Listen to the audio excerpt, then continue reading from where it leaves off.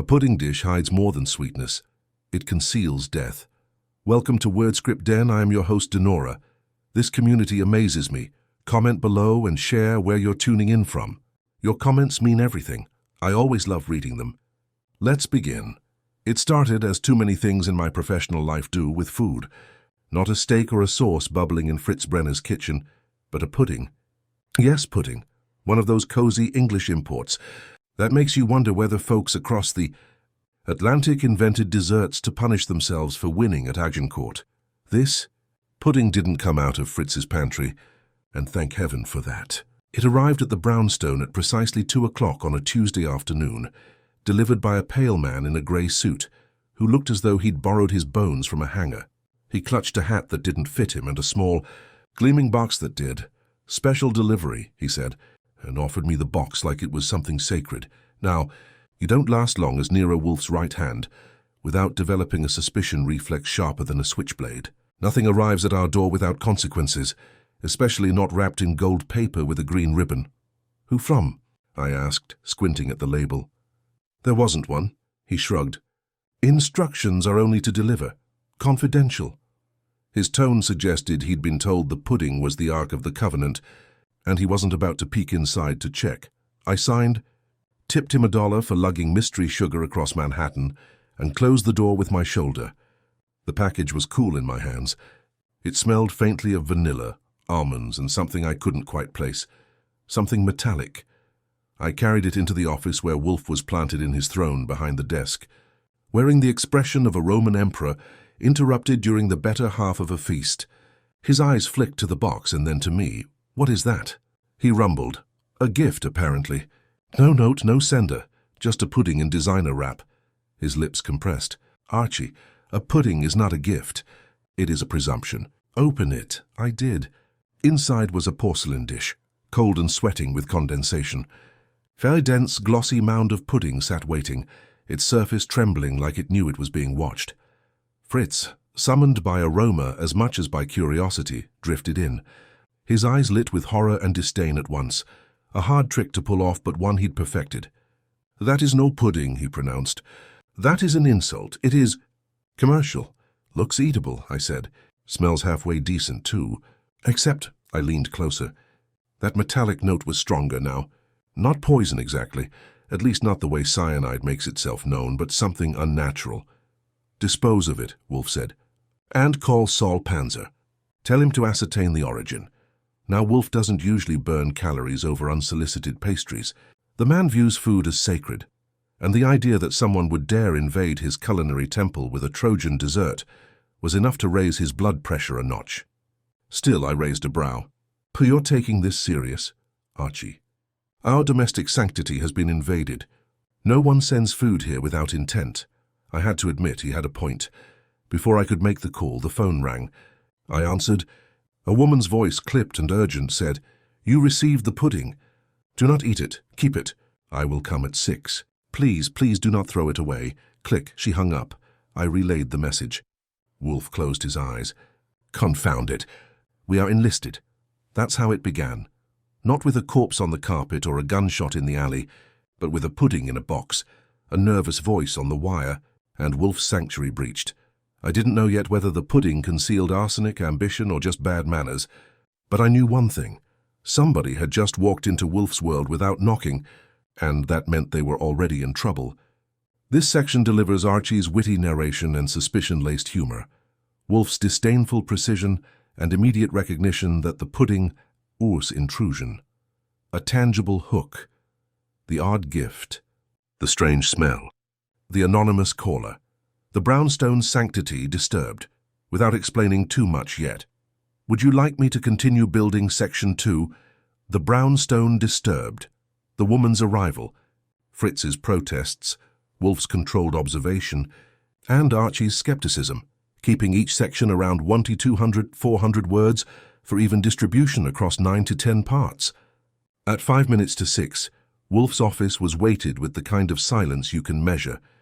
He had instructed Fritz to leave the pudding on the low table near the globe, its porcelain dish beading with a thin sheen of moisture as the hours passed. I had half a mind to slip a spoon in and test whether it killed me, just to relieve the suspense, but Wolfe's eyes kept landing on it as though the thing were an enemy agent. That gaze was enough to stop me. When the doorbell finally rang, Wolfe's brows twitched, which for him was practically a standing ovation. I went to the door and found the voice from the phone attached to a tall woman in her 40s, with fine cheekbones and hair pinned back so tight it looked like it was trying to retreat from the world. She carried a leather bag clasped hard enough that her knuckles gleamed white. "Miss," I prompted. "Call me Mrs. Erskine," she said, slipping past me without waiting for an invitation. Her eyes darted to the pudding on the table. "You kept it. You told me to," I said, closing the door. "Otherwise it was headed for the garbage chute." She walked into the office like someone entering a confessional.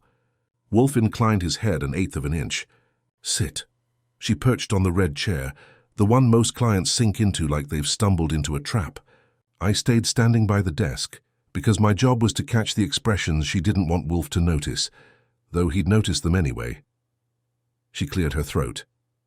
"I sent it here because you are insulated, protected. I couldn't risk going to the police. They'd think it was a joke, but it's not a joke. That pudding is a message." Wolfe's eyelids lowered, which meant he was listening with more intensity than most men show during their wedding vows. "From whom?" Her hands tightened on the bag. "From my brother-in-law. At least I think so. He's clever, too clever. He's been circling my family for years, trying to bleed us. Last month, my husband found discrepancies in the firm's accounts. We were preparing to confront him, and then my husband fell ill. Terribly ill. The doctors said food poisoning, but I've never believed it was chance." "Your husband?" Wolfe said. "Alan Erskine. He's recovering but weak. He insists it was an accident. I don't.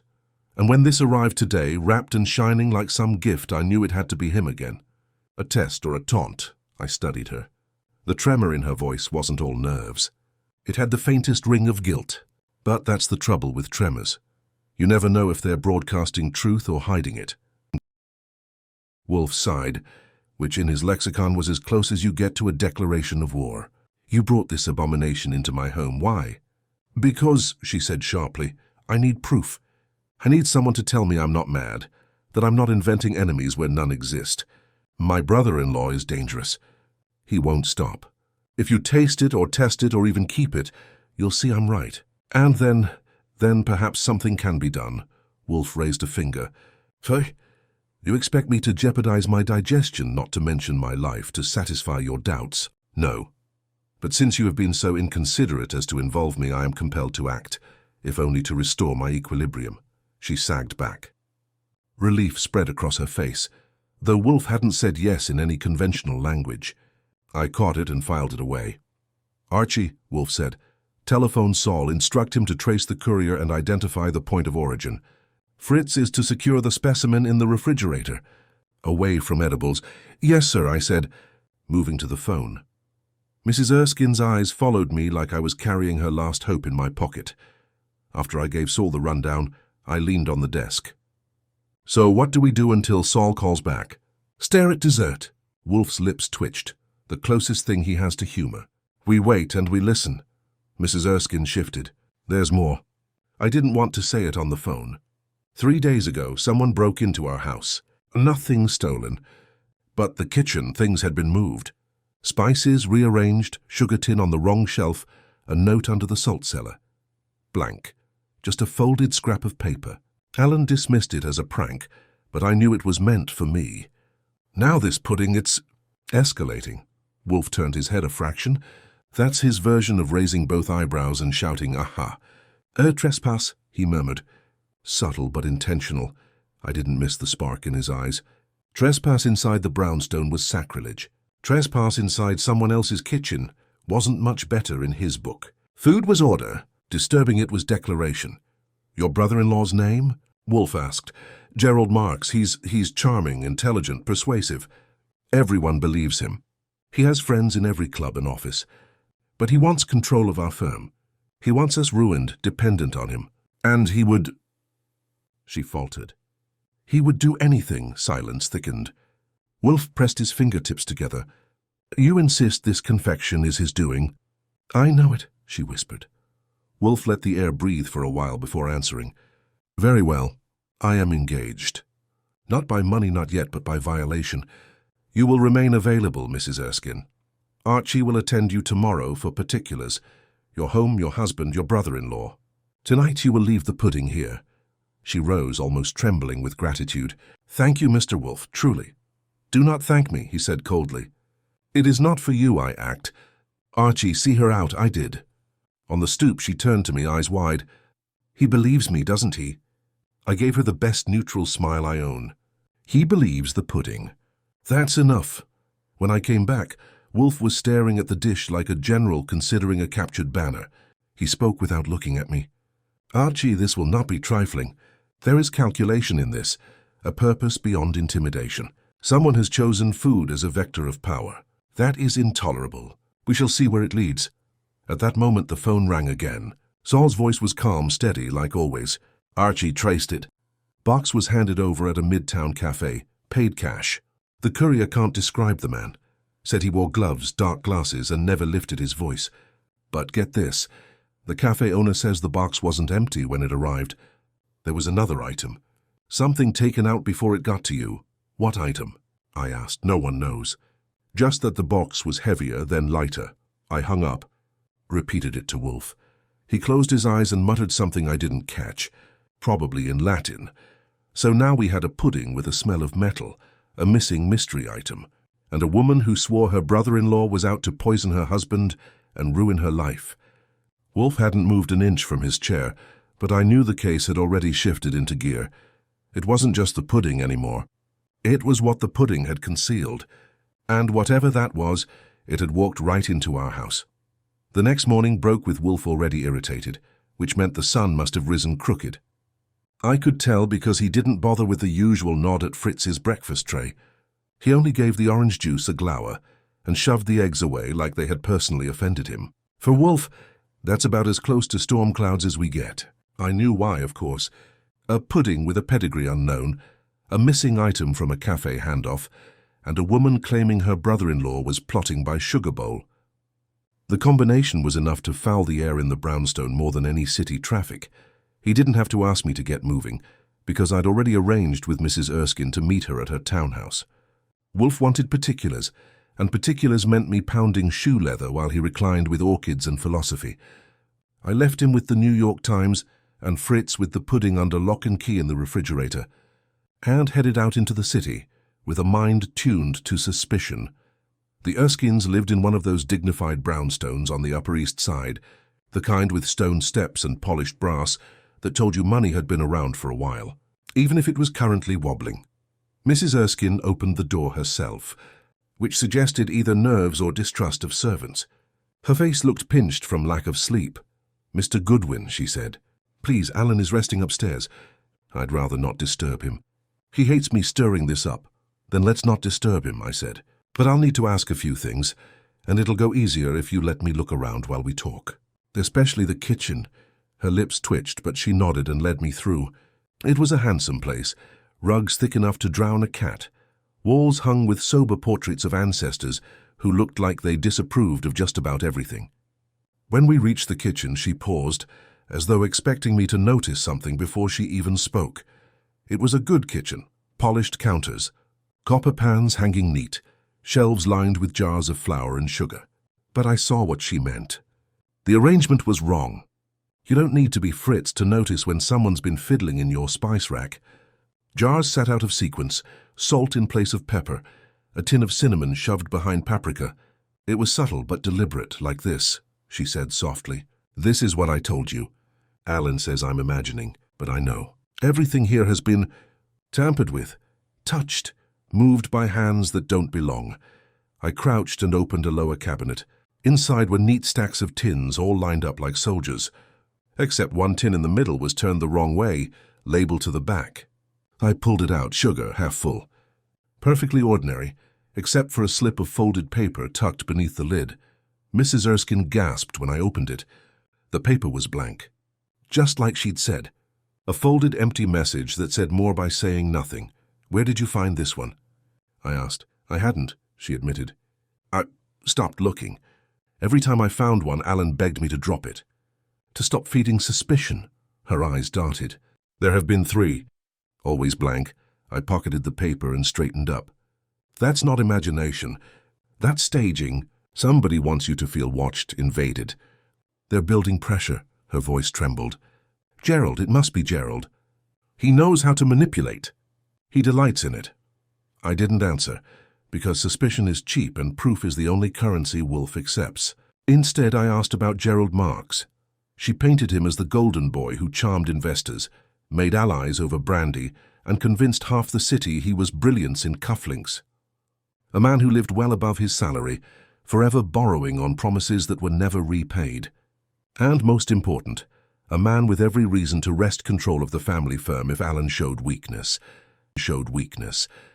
By the time I left the house, my pockets held 3 blank slips, each folded with exact precision, all found in places too personal to be coincidence. That, plus the pudding still chilling in our fridge, was enough to make Wolfe's brain gears grind whether he liked it or not. Back at the brownstone, I found Wolfe in the plant rooms, letting the orchids breathe their humid luxury. He listened without a word while I described the kitchen, the tins, and the slips. Then he shut his eyes and stayed silent for a full minute. Finally he said, "This is no simple intimidation. He has chosen food, the hearth, the intimate domain of domesticity, to unsettle her. That is sophisticated cruelty." He opened his eyes, glinting. "And it is effective. Already she is reduced to doubt and fear." "Phui! You believe her?" I asked. "I believe the evidence, and the evidence indicates a mind both meticulous and malicious." He sat back, scowling. "Archie Gerald Marks must be brought into our view tonight. Invite him here under pretext. Tell him his sister-in-law has consulted us, and we wish to avoid unnecessary publicity. That will stir him." "Sure," I said. "And when he comes, what then? Offer him pudding?" Wolfe's lips curved almost imperceptibly. "We shall offer him nothing. But we shall watch how he looks at the dish." The plan, like all of Wolfe's, was as much about arrangement as attack. He wanted Marks in the office, close to the pudding, close enough to betray himself if his nerves faltered. It wasn't proof yet, but it was a step toward forcing the game onto Wolfe's board. That evening I made the call. Gerald Marks answered with a voice slicker than an oil spill, all charm and polite surprise when I mentioned Wolfe's name. But when I dropped the line about Mrs. Erskine's consultation and avoiding publicity, there was the faintest hitch, a pause too quick to register, unless you'd trained yourself to hear fear in the spaces between words. He agreed to come tomorrow at noon. When I told Wolfe, he nodded once, decisively. "Good, then tomorrow we shall begin to disturb him as thoroughly as he has disturbed others." I knew that tone. It meant Wolfe had decided this was more than a nuisance. Someone had played with food, with order, with the sanctity of kitchens and the privacy of the brownstone. And if there's one thing no sane man should do, it's stir Nero Wolfe's appetite for justice by poisoning his appetite for food. The next day, just before noon, the brownstone carried a tension that even Fritz's best sources couldn't mask. Wolfe had stationed himself in his chair as though it were a throne, and he the executioner in waiting. The pudding sat on the table again, uncovered this time, the porcelain sweating as if it understood the gravity of the appointment. I had polished the silver frame on Wolfe's desk lamp more than once while waiting, partly because I enjoy a shine, and partly because stillness before battle isn't in my nature. At exactly 12, the bell rang. I opened the door to find Gerald Marks himself, tall, polished, and confident in a way that dripped cologne and calculation. He wore a suit the color of gunmetal, his tie a perfect knot that told me he'd practiced in mirrors more than most men look at their own souls. His smile was immediate, generous, but his eyes betrayed nothing except that he liked being watched. "Mr. Goodwin?" he asked, shaking my hand like he was delivering a performance. His palm was cool, too cool, that's me. "And you must be Mr. Marks. Come on in. Mr. Wolfe is waiting." He stepped inside, surveying the hallway with the interest of a man evaluating property. His gaze lingered on the paneling, the rugs, the order of the space, as though making a ledger in his head. When I guided him into the office, his eyes finally snagged on the pudding. It was only for a second, but it was enough. A flicker, a hesitation in his stride. He smiled again, broader, covering the slip, but the muscles had already told the truth. "Mr. Wolfe," he said, striding forward, hand extended. Wolfe naturally ignored it. He gestured instead to the red chair, and Marks sat, unbothered on the surface, but shifting his weight once too often for a man completely at ease. "I am informed," Wolfe began, voice deliberate as always, "that you are perturbed by the involvement of your sister-in-law in a trifling matter. I wish to speak to you before any misunderstanding breeds mischief." Marks folded his hands, leaning forward. "Perturbed? Not at all. Margaret is imaginative, that's all. She has been under stress. Alan's illness has weighed heavily on her. If she has come to you, I can only apologize for the imposition. This," he flicked his eyes at the pudding, smooth as silk, "this is what she claims as evidence, I suppose." "Evidence of intrusion, yes," Wolfe said. "You deny sending it?" "Of course. Why would I? It's absurd." He chuckled, low, confident. "A pudding? My dear sir, if I wished to unsettle Margaret, I'd send her an auditor, not dessert." I watched him closely. His words had poise, but his fingers betrayed a nervous rhythm, tapping once against his knee before locking together again.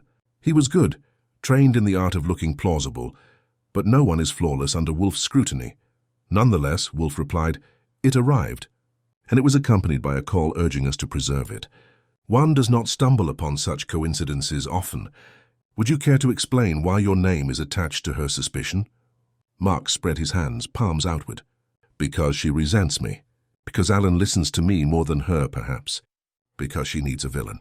Pick whichever reason you prefer, but if she has truly dragged you into this, I suggest you tread carefully. She imagines persecutions that do not exist." His voice had hardened on the last sentence, like steel under velvet. Wolfe noticed. "He notices everything. Imagination does not rearrange kitchens," Wolfe said softly. "Nor does it place blank slips of paper beneath lids and tins." For the first time, Marks froze. It was subtle, a mere stiffening of the jaw, but it was enough. He recovered with a smile, too quickly. "Slips of paper? Good heavens. Has Margaret been rifling through her pantry again? If she found something odd, surely it was mischief from servants, nothing more." That was when Wolfe leaned back, eyes half closed. "You are adept at dismissing, Mr. Marks, but dismissal is not disproof." He gestured with a finger. "Archie." I rose, retrieving the 3 folded slips from my pocket. I laid them neatly on Wolfe's desk between us and Marks, identical, precise folds. The room seemed to shrink with their presence. Marks looked at them, then at Wolfe. His smile faltered, but he forced it back. "So, bits of paper. And on that basis, I am accused of what? Baking conspiracies?" "Not yet," Wolfe murmured. "Accusation is premature. But patterns interest me. Blank paper, food displaced, and now this." He gestured at the pudding. "An object whose preparation and delivery required deliberate effort, yet without purpose except to disturb." Mark shifted again, leaning back this time, his poise recalibrated. "You are reaching, sir. I respect your reputation, but this is a farce. Margaret is hysterical. Alan is ill but recovering. And I am made the scapegoat as usual." I glanced at Wolfe. His eyes were steady, his mouth unreadable. Then he gave the faintest nod, and I knew he had seen what he wanted. Marks's act was polished, but he'd cracked twice, once at the pudding, once at the slips. Wolfe would file that away like ammunition in a locked drawer. Marks rose suddenly, brushing his suit sleeve. "I will not sit here entertaining fantasies. If Margaret persists, I'll have no choice but to consult my attorney. Good day, gentlemen." He left with a smile that tried to erase the edge in his voice. When the door closed, Wolfe exhaled through his nose, long and slow. "Fair-skilled dissembler," he said, "but not infallible. He betrayed himself by the pudding, Archie." His eyes did not lie. "He knows its purpose, and he fears the paper." "He fears the paper?" I asked. "So where does that leave us?" "It leaves us," Wolfe said grimly, "with proof still absent but certainty growing. He is playing a game with food as his instrument, with control as his aim. I will not abide it. You will watch him, Archie, closely, and tonight we shall consider whether this pudding conceals more than a metaphor." That was Wolfe's way of saying the case had tightened its noose. Marks had walked in confident, and walked out with his mask a shade thinner. The pudding still sat on the table, trembling faintly, and for the first time I wondered if beneath its glossy surface lay not poison, but something sharper, intent hidden in custard, waiting to be uncovered. That night Wolfe did something he rarely does. He interrupted his dinner. Fritz had produced a cassoulet that could have put angels in debt, and Wolfe pushed it aside after 2 bites, glaring at the pudding dish as though it had personally insulted his ancestors. I sat across from him, working through my portion with all the enthusiasm a healthy appetite can muster, and watched him frown at the unopened porcelain mound like a general, considering whether to deploy artillery. Finally he spoke. "Archie, we cannot prolong the suspense of ignorance. That object must be examined." I leaned back. "Which means what? You want me to slice it open like a surgeon and hope it doesn't explode?" "Not explode. But it contains more than custard. The aroma suggests tampering and inclusion concealed within. We must expose it." "Fritz, bring a clean blade." Fritz, scandalized, obeyed. He returned with a long knife polished to surgical gleam, muttering under his breath in Swiss German. Wolfe gestured, and I performed the honors. I cut the pudding straight through the center, careful, slow. The blade slid through dense layers until it struck something solid.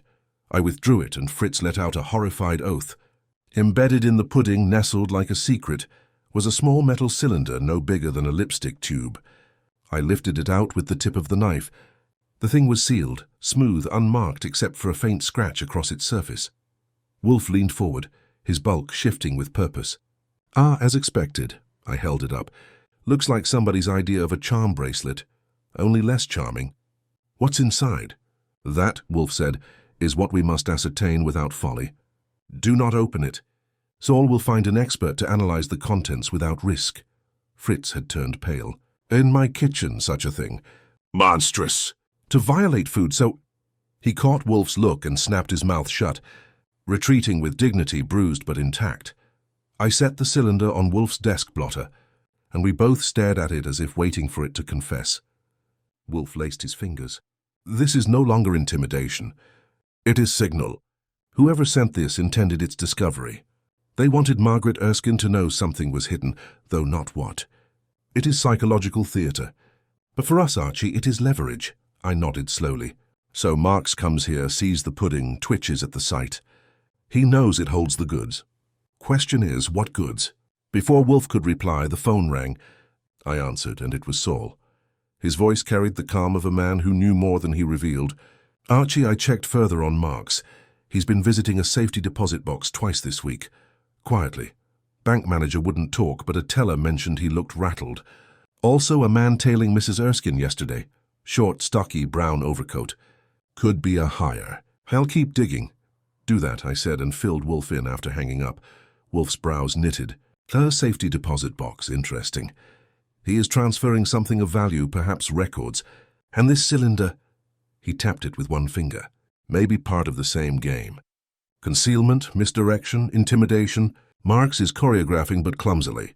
He underestimates how patterns betray him." "Then what's our next move?" I asked. Wolfe shut his eyes. "Tonight we rest.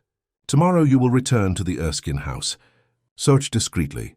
Ascertain whether Alan's illness coincided with any visits from Marks. And Archie, watch the kitchen. I suspect the intrusions were not symbolic alone. He may have already tested substances there." "Tested?" I repeated. "Yes, a rehearsal." The slips of paper were decoys, distractions to obscure whether anything edible had been adulterated. The pudding is escalation, not origin. I felt a chill crawl my spine, and not from the open window. If Wolfe was right, Alan's so-called food poisoning wasn't an accident or hysteria. It was a trial run. The next morning, Mrs. Erskine received me with eyes rimmed red from lack of sleep. She led me again to the kitchen, where I went methodical. Cupboards, tins, jars, everything was examined. I brought a small kit Wolfe insisted I use for field reconnaissance, which made me feel like a bootleg chemist, but I did as told. I found nothing immediately alarming, except that the sugar tin, the same one I had checked before, was lighter by an ounce or two. Not empty, not full, but slightly off. I held it up. "Has anyone been here since yesterday?" She shook her head. "No, only me. Alan hasn't come downstairs at all, but I knew weight when I felt it. Something had been taken or added. Wolfe would know better." When I returned to the brownstone with the tin and my notes, Wolfe inspected both. He tilted the tin, sniffed, and his expression darkened. "Archie, there is a faint residue. Not sugar alone. We will send this to a chemist. But I anticipate strychnine or a derivative. That stopped me cold." "So Alan's sickness was deliberate," Wolfe finished, "and masked as mischance. The pudding was not to poison but to taunt, to prove control. Gerald Marks is not merely ambitious. He is sadistic. He toys with their lives, I whistled low. That's not just sabotage. That's cruelty with a signature. Precisely, Wolfe said. He pressed his palms together. And now we possess the signature. All that remains is to force him to sign it publicly. That was Wolfe's way of saying the noose had tightened. The pudding had given birth to a cylinder, the kitchen to poisoned sugar, and Marks to suspicion thick enough to chew. But Wolfe wouldn't move until every strand of the web was in his hand. Which meant the next step wasn't confrontation. It was patience, the kind that unnerves guilty men into betraying themselves. The cylinder sat on Wolfe's desk like a silent witness, gleaming faintly in the lamplight. Wolfe had ordered me not to touch it again until Saul could arrange a chemist with discretion, but its presence had already worked its way into the atmosphere of the room. I couldn't help glancing at it, as though it might start talking. Wolfe, meanwhile, had buried himself in silence, chewing on thought the way most men chew on cigars. By late afternoon, Saul called back. The cylinder had been opened under controlled conditions, and the report was clipped but heavy.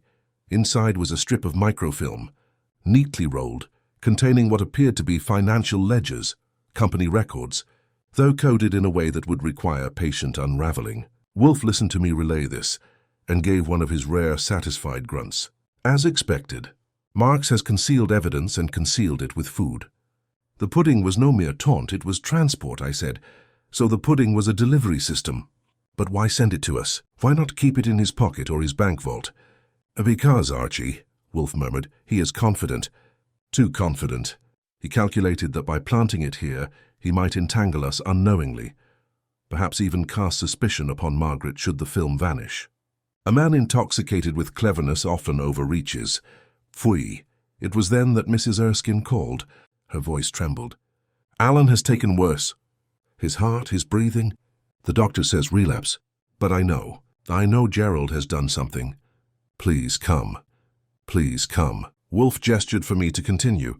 Go see, bring me facts, not hysteria. So I went, catching a cab to the Erskine residence, the city streets running by like veins of anxiety. When I arrived, the house was dim, blinds drawn, servants whispering. Alan Erskine lay upstairs, pale and sweating, his breath shallow. The doctor, a neat man with pince-nez, declared it was exhaustion, possibly a secondary infection. But the tray beside the bed told a clearer story to me. A glass of milk untouched, a dish of custard half-eaten. I checked the kitchen. Margaret followed, wringing her hands.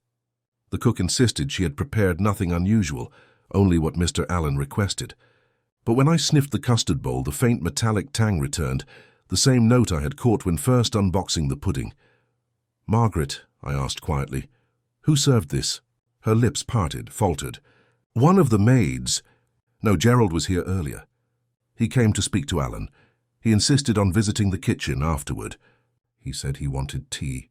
I was foolish. I didn't stop him. I didn't need to press further.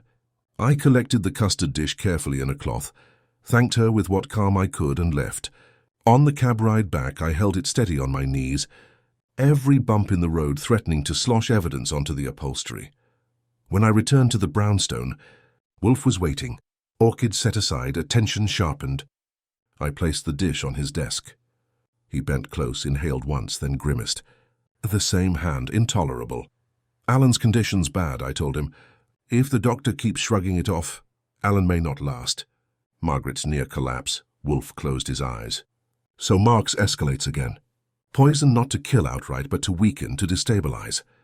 He wishes Alan incapacitated, pliant, while he maneuvers for control of the firm.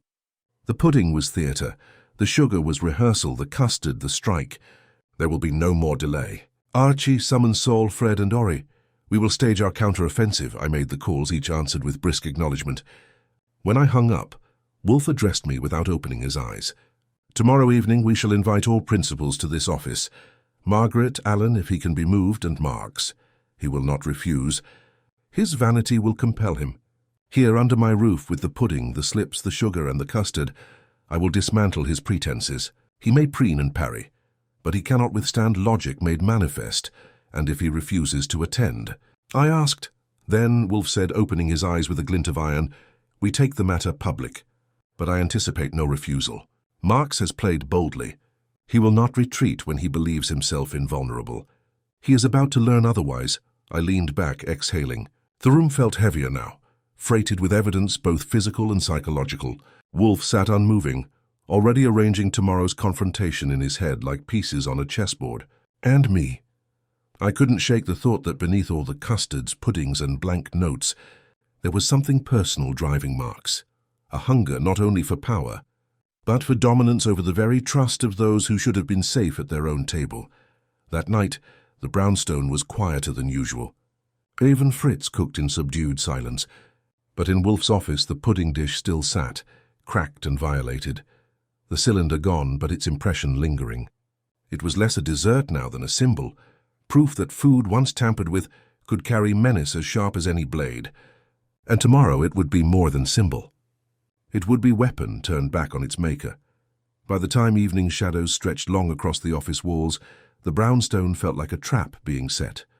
Wolfe had arranged the stage with the precision of a man who knew theatre could do more damage than weapons.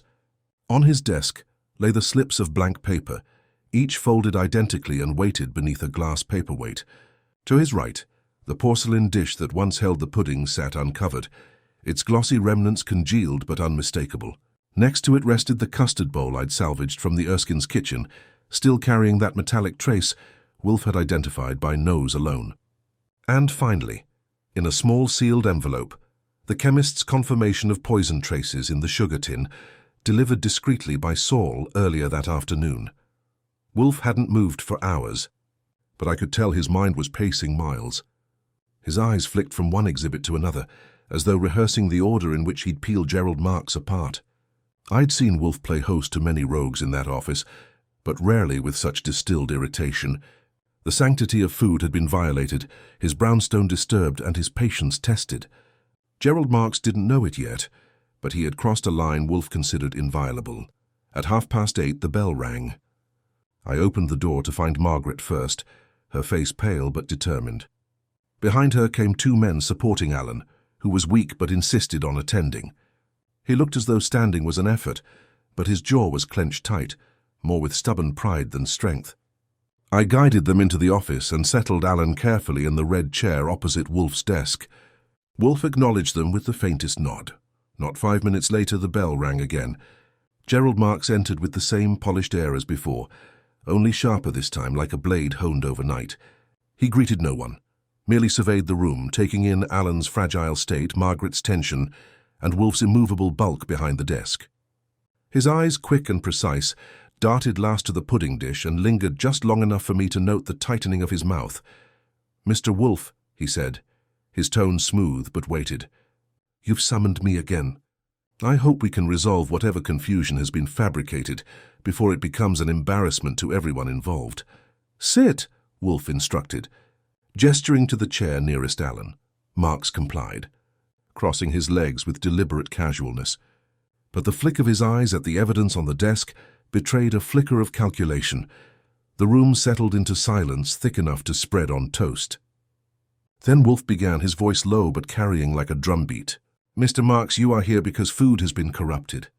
A pudding delivered to my house concealed not only flavor but fact, specifically a metal cylinder containing microfilm of your firm's accounts. You recognize it?" Marks's smile faltered, but only for an instant. "Absurd. If you have such a cylinder, you should take it to the authorities. I have no connection to it." "You deny knowledge?" Wolfe asked. "Absolutely." "Then allow me to expand." Wolfe pointed a finger at the slips of paper. "Your sister-in-law discovered 3 of these hidden in her kitchen, harmless in themselves but designed to unsettle. Coupled with the pudding and its contents, and with the poisoned sugar found in her pantry, they establish a pattern." Margaret gasped, turning toward Marks. "Poison!" Wolfe raised a hand. "Yes, poison. Alan's illness is no accident. Trace amounts administered to weaken, not kill. The custard served to him yesterday contained the same compound. And you, Mr. Marks, were conveniently present in the kitchen." Alan stirred, his voice hoarse but firm. "Gerald, you—" Marks cut him off, his voice sharpening. "This is ridiculous. Margaret has poisoned your minds with her paranoia. Now this man," he gestured at Wolfe with forced disdain, "seeks to construct a play out of trifles. Blank paper, a pudding, a custard dish, childish inventions. And you—" his glare cut at me. A glorified errand boy chasing shadows. I smiled pleasantly. Flattery will get you nowhere, Mr. Marks. Keep talking. You twitch more when you do. His jaw tightened, and that was when Wolfe struck. His voice deepened, precise. You betray yourself, sir. The slips, the pudding, the custard, each touched you, and each time your body rebelled before your tongue responded. You are skilled at dismissal, but not at disguise. These objects are not inventions. They are instruments. Instruments of coercion. Marks leaned forward, his face controlled but pale beneath the polish. You think you can prove this? In court, on paper? Wolfe closed his eyes briefly, then reopened them with finality. No, proof in court is unnecessary. Proof in life suffices. You have already proven yourself here. Your eyes, your posture, your fear at the sight of your own devices turned against you. These people now see you as you are. Your influence collapses in their sight. That is the justice you cannot escape. Alan's breathing grew shallow, but he straightened, his voice clear. Gerald, if what he says is true, if you poisoned me, if you sought to ruin my wife with terror, then you are finished. You will never touch the firm again. Marks opened his mouth, then closed it. His eyes darted once more to the pudding dish, then back to Wolfe, and for the first time his mask cracked entirely. Rage pulsed at the edge of his composure, raw and unvarnished. He rose suddenly. This is beneath me. You sit here fat and smug, conjuring lies. But you cannot pin this on me. You have nothing but tricks. Wolfe didn't move, didn't raise his voice. On the contrary, Mr. Marks, I have everything. The pudding you sent, the microfilm you concealed, the poison you employed, the fear you displayed. Enough to destroy you utterly, not in court but in consequence. Leave if you wish. But you leave as what you are, unmasked. The silence that followed was suffocating. Marks stood, trembling despite his best effort to mask it, then turned sharply and stormed out. The door slammed behind him. Margaret clutched Alan's hand, tears rising. Alan's eyes closed, exhausted, but his mouth formed words only I could hear. At last. At last. I looked at Wolfe. He sat unmoved, massive and serene, but I could see in the faint lift of his brows that the battle was, for him, already won. The pudding had concealed a killer, yes, but now it had revealed him too. And Wolfe, as always, hadn't left his chair. The slam of the door echoed long after Gerald Marks had gone, vibrating in the wood and in the air of Wolfe's office like the aftershock of a minor quake. Margaret was bent toward Alan, murmuring low while Alan's fingers clutched hers with a weak but steady pressure. I moved to pour him a glass of water, which he sipped slowly, eyes closed, as if each swallow had to fight its way down. Wolfe, of course, hadn't budged, though the faint crease above his brow told me his mind was not idling. At length Wolfe spoke, his tone measured, as if weighing the room itself. That, Mrs. Erskine, is as far as words will carry us. Action must follow. Margaret looked up sharply, eyes rimmed red. But what if he returns? Gerald won't stop. He'll find another way. He always does. Not if I control the way, Wolfe replied. He inclined his head toward me. Archie, you will remain in contact with Saul. Marks is cornered, but cornered men lash out. We must not allow him opportunity to strike unseen. Hallen requires constant guard. I nodded, though I wasn't thrilled at the prospect of babysitting a household where sugar bowls doubled as crime scenes. Still, Wolfe had spoken, and Wolfe's word in these matters was iron. Alan forced his eyes open. His voice, though frail, carried the gravity of a man used to command. I should have listened sooner. Margaret was right. I dismissed her fears. If not for you— He broke off, coughing weakly. Spare us gratitude, Wolfe said, almost brusque. I acted to redress an affront to order. That it benefits you is incidental. Margaret flinched at his bluntness, but I saw relief beneath it. She trusted Wolfe now, and with reason. I escorted them to their car, Alan supported on one side by his driver, Margaret hovering protectively at his other. As they departed, Margaret caught my hand briefly. You've given me back certainty, she whispered. Whatever comes next, thank you. Then they were gone. The car's tail lights swallowed by city streets. Back inside. I found Wolfe still planted in his chair, staring at the dish like it was the Rosetta Stone. He spoke without turning his head. Archie, observe. Marks has placed himself beyond retreat. His denial was expected, his anger inevitable. What remains is the collapse of his edifice. He believes himself clever still, but cleverness without caution decays swiftly. You're betting he'll make another move, I said. I am counting on it, Wolfe corrected. Cornered vanity seeks vindication. He will act rashly to silence or to seize. When he does, we must be ready to demonstrate not only his intent, but his method. The pudding, the slips, the custard, they are fragments. He will supply the whole. I wasn't sure whether that was strategy or prophecy, but Wolfe had that tone he gets when he's decided the river will bend because he wills it. And if I've learned anything, it's that he's usually right. Near midnight, Saul called in. His voice was low, urgent. "Archie, Mark's left his apartment an hour ago. He's restless. He went to a bank after hours, talked to a man in the alley behind it. Tall, thin fellow, looked foreign. They exchanged something. I couldn't see what, but Marks was agitated. After, he headed back toward his club. Want me to keep on him? Stick like glue, I told him, and relayed it to Wolfe. Wolfe pursed his lips. So, the residue of his schemes remains external. That cylinder was one of several. He has more or fears the loss of more. Archie, tomorrow morning you will accompany Saul. Bring whatever Mark seeks to conceal into our possession. Do not permit his removal." I raised a brow. "You're asking me to crack a bank alley deal wide open. That's not just surveillance. That's extraction." "Precisely," Wolfe said, eyes narrowing. "He must not control the narrative." "We must." I knew better than to argue. Wolfe rarely ventured into direct terms of operation, but when he did, it meant the game was nearing its close. Marks wasn't just playing with kitchens anymore. He was maneuvering with records, leverage, and desperation. And desperation, Wolfe always said, was a sharper confession than words. As I prepared to turn in for the night, the brownstone seemed unusually hushed. Fritz had retired early, muttering about sacrilege in food, and even the orchids upstairs seemed to rest heavier in their humid air. Wolfe stayed in the office, eyes half closed as though rehearsing tomorrow's confrontation in the dark. Before I left him, I asked quietly, "You're certain he'll trip himself?" Wolfe's lids lifted, his gaze fixed on me. "Archie, a man who hides poison in sugar and evidence in pudding, believes himself invulnerable because no one else would dare such audacity. That arrogance is fatal. We need only be patient. He will feed us his undoing." I let that settle, then went upstairs. The house was silent, but my mind wasn't. Somewhere in the city, Gerald Marks was pacing, scheming, readying his next move. And here in the brownstone, Nero Wolfe was waiting like a boulder in the path of a flood.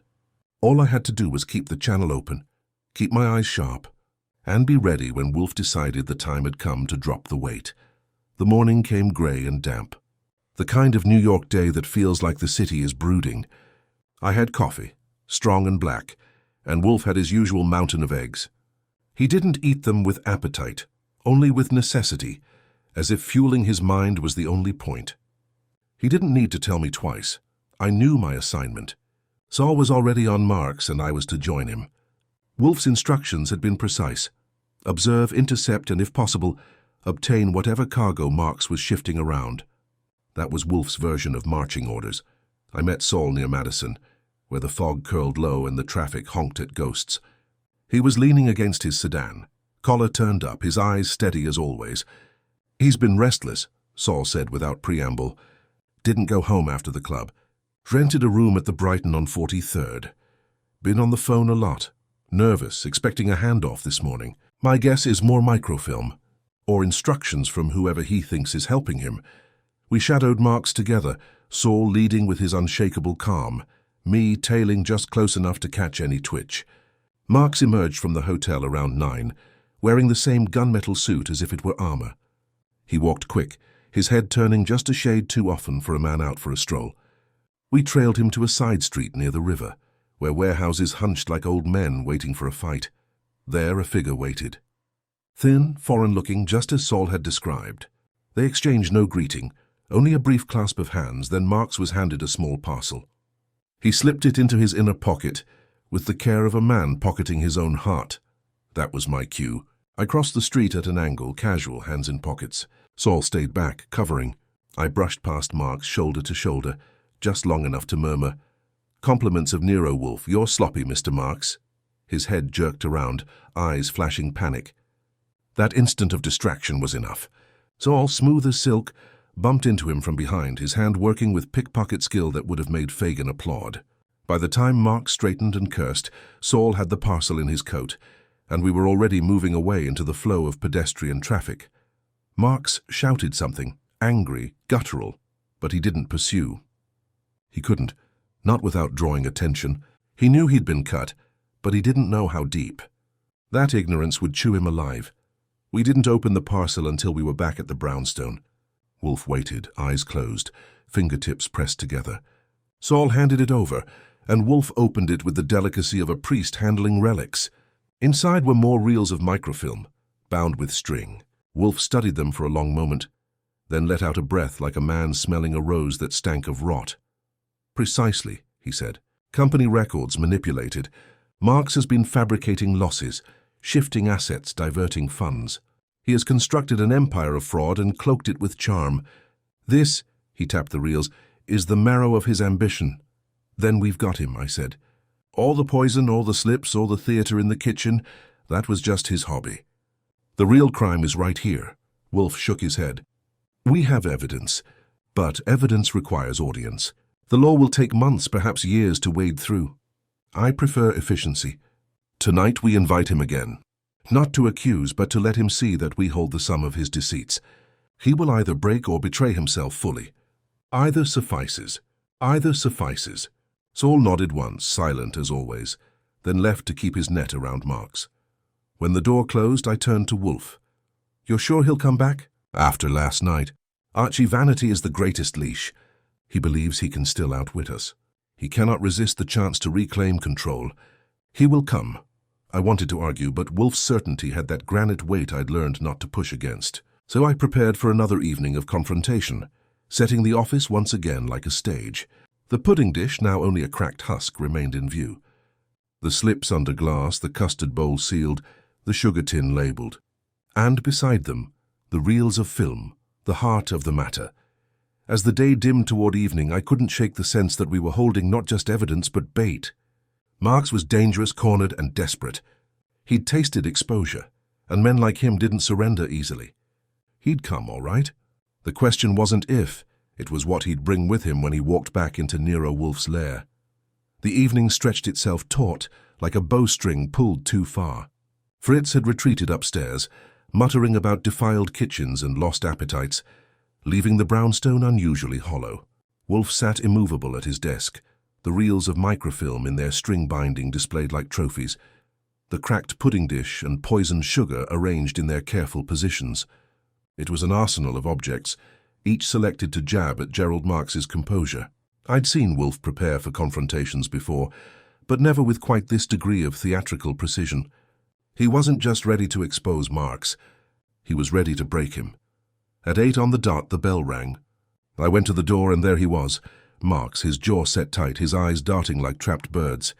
His gunmetal suit looked less polished tonight, the knot of his tie just slightly off, which for a man like him was a confession by itself. He brushed past me with more force than necessary and strode into the office, where Wolfe waited like a mountain that had decided gravity was optional. "Mr. Wolfe," Mark said, his voice sharp, "I won't tolerate this harassment.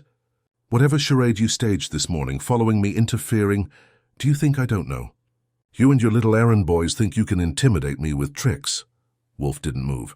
His lids lowered half an inch, which in his vocabulary meant contempt. "Mr. Marks, intimidation is a tool for the small-minded. I do not employ it. What I employ is demonstration." Marks's gaze fell on the desk. He saw the slips under glass, the custard bowl sealed, the pudding dish cracked, the reels stacked. His face went taut. He tried to smirk, but it wavered. "So you've collected props. Meaningless, none of that connects to me." "On the contrary," Wolfe said, his voice low and resonant, "each connects. You sent the pudding, believing it would unsettle Margaret Erskine, perhaps cast suspicion on her. Within it you placed evidence, microfilm you had stolen and manipulated. Believing its concealment clever, you tampered with sugar, poisoned Alan in increments, crafting his decline. You left blank slips as a pantomime of paranoia, designed to erode Margaret's resolve. And when challenged, you revealed your knowledge in glances, in hesitations, in fury. I require no confession. You have already delivered it." Marks's hands clenched at his sides. His voice was tight, brittle. "You can't prove any of it. In court it's nothing. Nothing but your word against mine." Wolfe opened his eyes fully now, and the room seemed to shrink. I do not care for courts. They are cumbersome, and you are clever enough to wriggle among their loopholes. But here in this room your mask is cracked. Alan Erskine knows it. Margaret knows it. Archie knows it. And most damning of all, you know it. Mark stepped forward, his face pale but blazing. You think you've trapped me? You're just a corpulent fraud hiding behind words. I still hold cards you'll never see. Phoy, Wolfe said, his lip curling. A man who conceals poison in custard and fraud in ledgers has no cards left but desperation. The silence that followed was jagged. Mark's breath came sharp, like a man on the edge of striking, but his hands stayed clenched at his sides. I watched carefully, ready to move if he reached into his jacket, but Wolfe didn't flinch. He simply stared, steady and immovable, until the tension strangled itself. At last Marks hissed through his teeth. This isn't over. You think you've beaten me, but you've only delayed me. He stopped, catching himself, but too late. The words had bared the truth. Intent still boiling, control already lost. Wolfe raised one finger, slow and deliberate. You will do nothing. You are finished. Leave now, Mr. Marks. Leave knowing your power has evaporated. Every act you attempt henceforth will be viewed through the lens I have fixed. You will be suspected, doubted, watched. You are undone.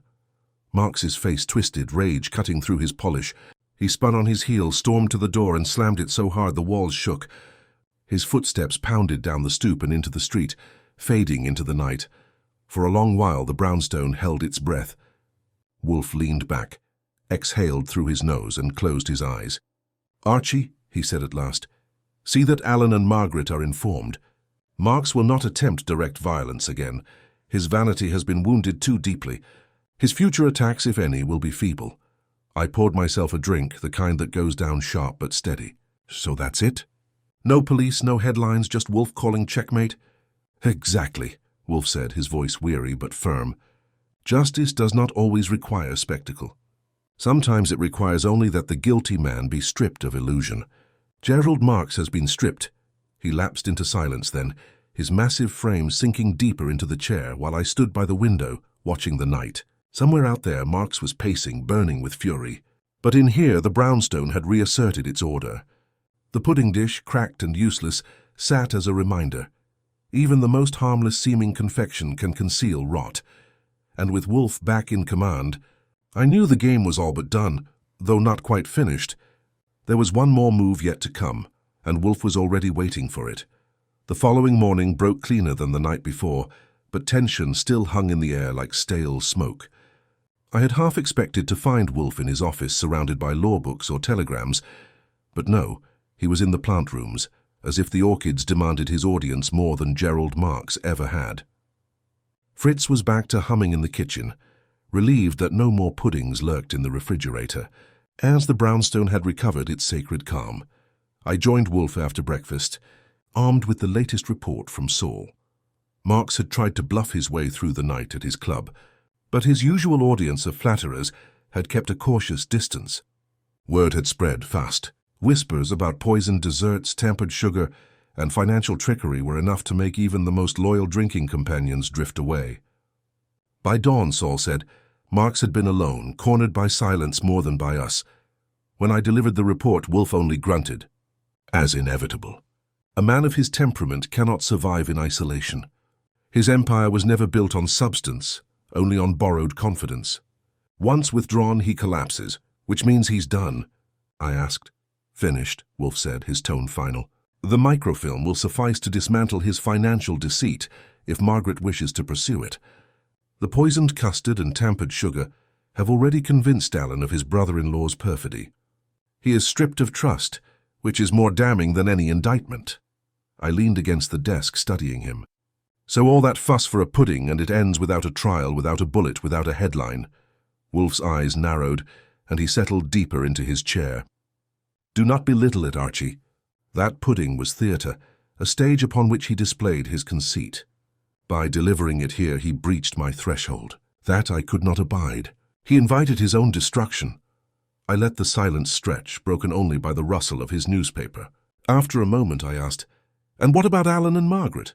What happens when Marks realizes he has nowhere else to strike but home?" "They are safe," Wolfe said. "A man stripped of influence is as harmless as a balloon without air. He may rage, but rage without audience dissipates. He folded the paper with a precise snap. They will rebuild. Alan, chastened, will lean less on denial. Margaret, vindicated, will find her strength restored. That is their resolution. I nodded, though I couldn't help picturing Marx pacing somewhere in the city, gnawing at his own pride. That kind of man doesn't fade quietly, but Wolfe was right about one thing. Once your mask is ripped off, there's not much left but the face you tried to hide. Fritz entered then, announcing dinner. Wolfe rose with deliberate gravity, signaling the matter's conclusion. "Archie," he said, "let us return to order. Justice has been served. It is time supper is as well." I followed him to the dining room, the air warmer, steadier, the sanctity restored. The cracked pudding dish, cleaned and banished, was gone from sight, but the memory lingered. I couldn't resist a final quip as I took my seat. "You know, boss, I'll never look at dessert the same way again." Wolfe poured himself a glass of beer, eyes steady. "Good? You will recall that food is sacred. Those who defile it reveal their own corruption. It is not the pudding that concealed a killer, Archie. It is the man who believed he could, and with that—" He turned his attention to Fritz's veal roast, while I turned mine to the comfort of knowing that in Wolfe's brownstone, order always returned, sooner or later, and usually with a sting.